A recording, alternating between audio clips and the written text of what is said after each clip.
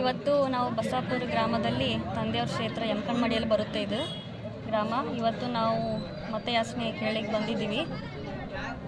ಹಾಗೂ ಸಾಕಷ್ಟು ಇವತ್ತು ರೆಸ್ಪಾನ್ಸ್ ಎಲ್ಲ ಕಡೆ ಚೆನ್ನಾಗಿ ಬರ್ತಾಯಿದೆ ಕಾಂಗ್ರೆಸ್ ಪರವಾಗಿ. ಹಾಗೂ ನಾವು ತಂದೆಯವರ ಮಾಡಿದ ಅಭಿವೃದ್ಧಿ ಕಾರ್ಯಗಳಾಯಿತು, ಅವರು ಲೋಕೋಪಯೋಗಿ ಡಿಪಾರ್ಟ್ಮೆಂಟ್ಗಳಿಂದ ಸಾಕಷ್ಟು ಅನುದಾನಗಳನ್ನು ತಂದು ಡೆವಲಪ್ಮೆಂಟ್ ಮಾಡ್ತಾ ಬಂದಿದ್ದಾರೆ.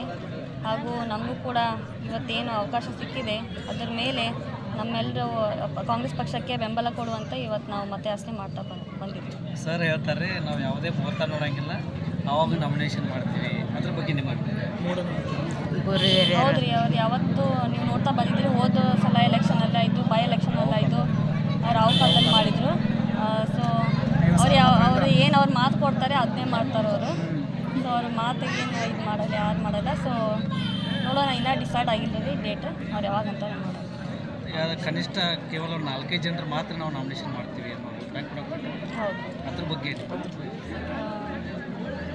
ಡಿಸೈಡ್ ಮಾಡಿದ್ದಾರೆ. ಈಗ ನೋಡೋಣ, ಎಲ್ಲ ಲೋಕಲ್ ಲೀಡರ್ಸ್ MLAಗಳು ಬರ್ತಾರೆ, ಮತ್ತು ಎಲ್ಲ ಅವರು ಕೂಡ ಒಂದು 10 ಜನ ಆಗ್ಬೋದು ಅನಿಸುತ್ತೆ. ಅವರೇ ಎಲ್ಲ ಲೋಕಲ್ ಲೀಡರ್ಸ್ ಅವರಾಯಿತು, MLAಗಳಾಯಿತು, ಮತ್ತು ಮಿನಿಸ್ಟರ್ಸ್, ಇಬ್ಬರು ಮಿನಿಸ್ಟರ್ ಆಯಿತು. ನಿಮ್ಮ ಮ್ಯಾನಿಫೆಸ್ಟೋನ ಹೇಗೆ ನೀವು ಜನರಿಗೆ ಕನ್ವಿನ್ಸ್ ಮಾಡ್ತಾ ಇದ್ದೀರಿ, ಪ್ರಣಾಳಿಕೆ ಜನರಿಗೆ? ಅದೇ ನಾವು ಪ್ರತಿ ಮನೆಗೆ ತಲುಪಿಸ್ಬೇಕಂತ ನಾವು ಪ್ರಯತ್ನ ಮಾಡ್ತಾಯಿದ್ದೀವಿ. ಸೊ ಈಗ ಪ್ರತಿ ಗ್ರಾಮಗಳಿಗೆ ಹೋಗಿ ಎಲ್ಲ ಈ ಪದೇ ನಾವು 15 ಪಂಚ ಗ್ಯಾರಂಟಿ ಪಂಚನ್ಯಾಯಗಳನ್ನು ಹೇಳ್ತಾ ಇದ್ದೀವಿ. ಕೇಳ್ತಾ ಇದ್ದೀವಿ. ನೀವು ಕೇವಲ ಇಲ್ಲಿ ಕರ್ನಾಟಕ ಸರ್ಕಾರ ಮಾಡಿರುವಂಥ ಪಂಚ ಗ್ಯಾರಂಟಿಗಳ ಬಗ್ಗೆ ಮಾತ್ರ ಹೇಳ್ತಾ ಇದ್ದೀವಿ. ನೀವು ಕೇಂದ್ರಕ್ಕೆ ಬಂದರೆ ಏನು ಮಾಡ್ತೀರಾ ಅದ್ರ ಬಗ್ಗೆ ಫೋಕಸ್ ಮಾಡ್ತಾ ಇಲ್ಲ, ಪಂಚ ಗ್ಯಾರಂಟಿಗಳ ಬಗ್ಗೆ ಮಾತ್ರ ಹೇಳ್ತಾ ಇದ್ದೀರಿ. ಕೇಂದ್ರದ ನಿಮ್ಮ ಪ್ರಣಾಳಿಕೆಯಲ್ಲಿ ಯಾವ ಅಂಶಗಳಿದಾವೆ ಅವು ನೀವು ಜನರಿಗೆ ಯಾಕೆ ಹೇಳ್ತಾ ಇಲ್ಲ?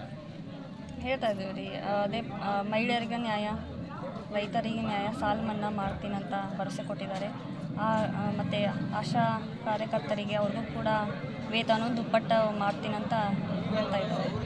ಮತ್ತು ಯುವಕರಿಗೂ ಕೂಡ ಅಪ್ರೆಂಟೈಸ್ 1 ಲಕ್ಷ ಅದನ್ನು ಕೊಟ್ಟಿದ್ದಾರೆ. ಮತ್ತು ಪಾಲುದಾರಿಕೆ ನ್ಯಾಯ ಮತ್ತು ಇನ್ನು ಶ್ರಮಿಕರಿಗೂ ಅವ್ರಿಗೂ ಕೂಡ ಭಾಳ ಅನುಕೂಲದಾಯಕ ಯೋಜನೆಗಳನ್ನು ತರ್ತಾರೆ ಅಂತ. ಸದ್ಯದಲ್ಲಿ ಯಾವ ರೀತಿಯಾಗಿ ಪ್ರತಿಕ್ರಿಯೆ ಎಲ್ಲ ಕಡೆ ಬರ್ತಾ ಇದೆ?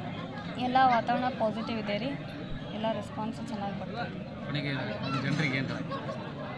ಜನರಿಗೆ ಈ ಸಲ ನೀವು ಹೋದ ವರ್ಷ ಹೇಗೆ ಕಾಂಗ್ರೆಸ್ ಪಕ್ಷನ ಬೆಂಬಲಿಸಿದ್ದೀರ, ಈ ವರ್ಷ ಕೂಡ ನಾನು ಅಭ್ಯರ್ಥಿಯಾಗಿ ನಿಮ್ಮ ಮನೆ ಮಗಳೇ ಆಗಿ ನೀವು ನನಗೆ ಬೆಂಬಲ ಕೊಡಬೇಕು, ಅಭಿವೃದ್ಧಿಗೆ ಮತ ಹಾಕಬೇಕಂತ ಹೇಳಿ ಬಯಸ್ತೀನಿ.